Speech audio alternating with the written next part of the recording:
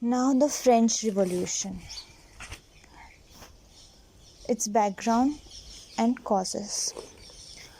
French Revolution essentially was a revolution by third estate against the special rights and privileges of the first two estates, comprised of clergy and nobles and aristocrats. It was an outcome of deep-seated politico-economic popular discontentment by a successful revolution. The monarchical system of governance, which was perceived to be at the root of all contemporary problems in the lives of the common French people, was sought to be overthrown in favor of establishment of the republican form of government. What were the causes? First cause.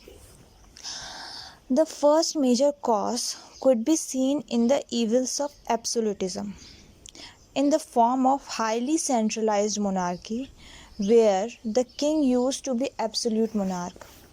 The successful functioning of this system demanded, almost as precondition, succession of equally efficient and capable kings, if not more. The Bourbon dynasty had lost such great ruler in Louis XIV, who not only was committed to creation of a huge overseas French empire, ruled efficiently, but also was a benevolent despot, committed to the cause of general welfare of his subjects. He was so absolute in exercising his powers as the king that he repeatedly used to say, "I am the state." After his death, however, his two successive successors, Louis XV and XVI, could not stand any comparison in efficiency, ambition, and commitment of Louis XIV. Power of the state fell into the hands of corrupt and greedy officials, who pursued their own self-advancements rather than overall development of state. Second cause is inequality in the contemporary French society.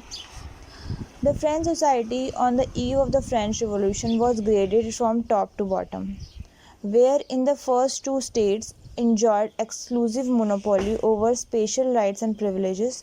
These two sections not only controlled the national resources, thereby all forms of income generation, but were also ironically enjoyed complete exemption from state taxation. The high clergy had its absolute monopoly over all position of the church, but were completely indifferent to the spiritual and religious duties. The low clergy who were committed to the spirituality and religious duties worked in poverty and disenchantment. Even this section looked towards some kind of change in the system. The feudal lords who owned huge tracts of cultivable land also enjoyed tax exemption on their property, rather could impose forced labor called corvée on landless workers, and many a times their sporting and hunting expedition could damage the standing crop of lesser peasants, which had become a perennial source of irritation and anger among the lesser section. The peasantry was the largest section of third estate, and he was subjected to multiple taxation, for instance rent to feudal lords, tithe to church, taxes to the king, and forced labor corvée. Therefore, there was a huge paradox that the class of people who could comfortably pay taxes did not pay them, and a class which was completely incapable to pay taxes was forced to pay by high-handed state machineries. The tax collection was often sold to private individuals on the payment of highest of the bidding to the state. So naturally, private tax collector emphasis remained on maximum collection from peasantry to maximize their investments. Third is intellectual roots to French Revolution. The French Revolution was inspired by contemporary philosophical writings of France in the form of the writings of Voltaire, Montesquieu, and Rousseau. Montesquieu was an ardent advocate of the constitutional monarchy, and he spoke highly of the English system of government. He exposed the fallacies of the divine rights of kingship theory, repeatedly proclaimed by the French monarchs, and condemned the evils of absolute monarchy. Similarly, Voltaire was a master of biting satire, denounced the abuses of an absolute state. He was more inclined towards the church in his attacks, where he picked up bigotry and intolerance so widely practiced by church at the time. Although he was not a democrat, his model remained benevolent despotism, but he condemned the French ruler for absence of benevolence. Rousseau model was social reconstruction. That is to say that a society should exist only upon an agreement of the persons who compose it. This is in essence means Rousseau's notion of general will so beautifully expounded in his masterpiece called The Social Contract. His work enjoyed tremendous influence both within and outside France. Apart from the local French influence, French Revolution had also two streams of external philosophical influence, the British philosophy and the American philosophy. British philosopher John Locke and his works were hugely popular in France. Repeatedly use of success of English Revolution and its subsequent establishment of parliamentary democracy in England hugely discredited the ancient regime.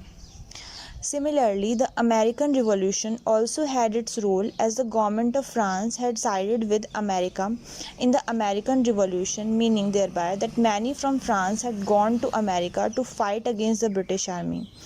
Once aware of the democratic norms, when they come back to France, they develop complete rejection with the existing political system back home. One of such person was Lafayette, who would play an important role in French Revolution. Fourth, the economic condition of France on the verge of French Revolution. The train which had laid by philosophy was fired by finance. The French economy had almost reached on the brink of the collapse owing to the due to many costly wars of Louis XIV.